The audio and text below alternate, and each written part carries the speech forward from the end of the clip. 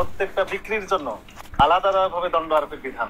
50,000 অর্থদণ্ড অথবা 1 বছর কারাদণ্ড অথবা উভয় দণ্ডযোগ্য অপরাধ। আপনি যেহেতু প্রত্যেকটা 284 টাকা এমআরপি, আপনি বিক্রি করছেন 340 টাকা, 56 টাকা প্রতি প্যাকেটের দাম বেশি, এর অপরাধ স্বীকার করেন কিনা?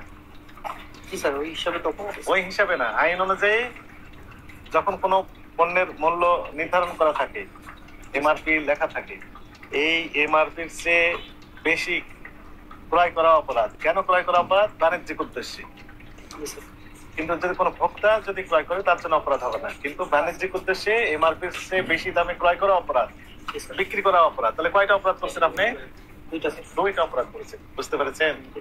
এখন থেকে এমআরপি মূল্যে বিক্রি করতে হবে। যদি পারেন করেন, না হলে দরকার নেই। যদি কোনো বক্তব্য থাকে আমাদের অফিসে এসে ব্যাখ্যা দিবেন, ঠিক আছে? এটা আমরা তাহলে আমাদের ম্যানেজমেন্টের সাথে কথা বলি, যদি আমাদের হচ্ছে যদি এমআরপি রেটে বিক্রি করতে পারেন তাহলে আমরা বিক্রি করবো, আদারওয়াইজ এটা উঠাই দিতে। আর যদি কোনো বক্তব্য থাকে তাহলে আমার অধিদপ্তরে এসে বক্তব্য দিবেন। আপাতত আপনাকে সতর্কতামূলক 50,000 টাকা জরিমানা আরোপ করা হবে। টাকাটা পরিশোধ করেন, এগুলো করতে পারবেন না। এখানে অমরসনে কালিতে নাম লিখে দেন, আপনার নাম, প্রতিষ্ঠান নাম, তারিখ, এটাতেই দেন। 284 340 প্রতি প্যাকেটে। নাম কি আপনার প্রতিষ্ঠানের? Daily shopping. Daily shopping. কোন গ্রুপের এটা? দেশ লজিস্টিক্স। দেশ লজিস্টিক্স মানে আদার কোম্পানির নাম কি?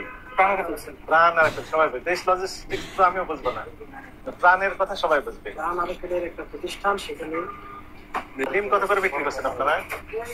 ডিম 11 টাকা, যেটা আপনাদের রেট চলছে। কোথায় আছে দেখি, চলেন দেখি। আপনি সই করেন ওখানে, আমরা কত ডিম দেখি। ডিমের মূল্য তাহলে কি কোথায়?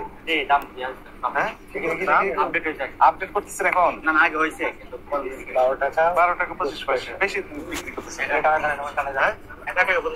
লেখা আছে কত? এই তো কোন দিকে না দেখা। হ্যাঁ, দেখে ঠিক করা যায়।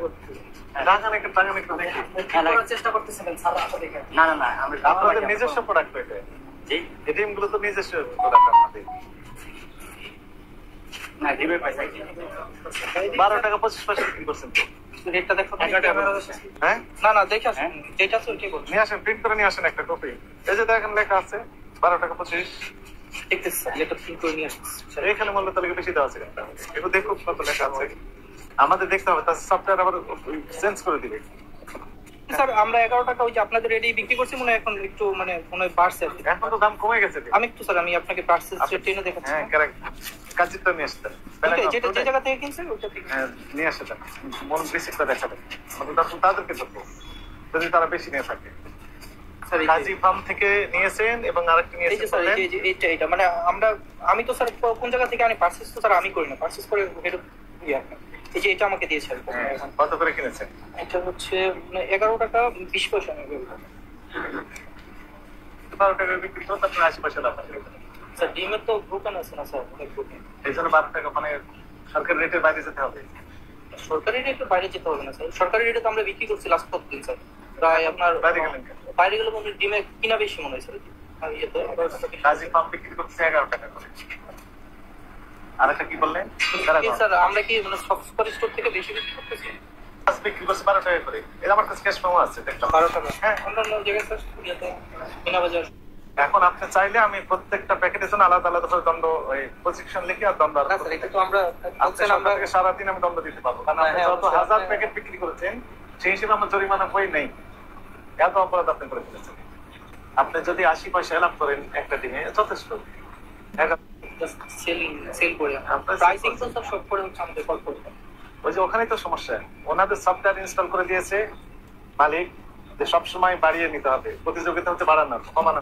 সকল পণ্যে লেখা রয়েছে এর চেয়ে বেশি দাবি করা অপরাধ, মানে প্রাইস গুলো বাড়িয়ে দিচ্ছেন নিশ্চয়।